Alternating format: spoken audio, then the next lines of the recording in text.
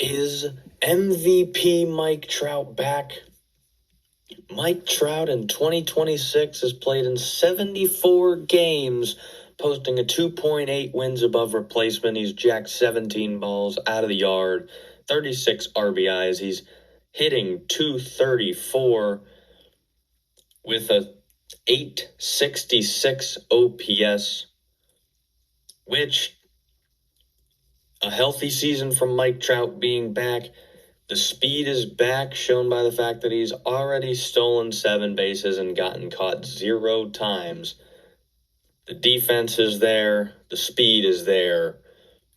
The offense has been comparable to some of those all-star seasons he's had in the past. Are we seeing the resurgence of Mike Trout? Let me know in the comments.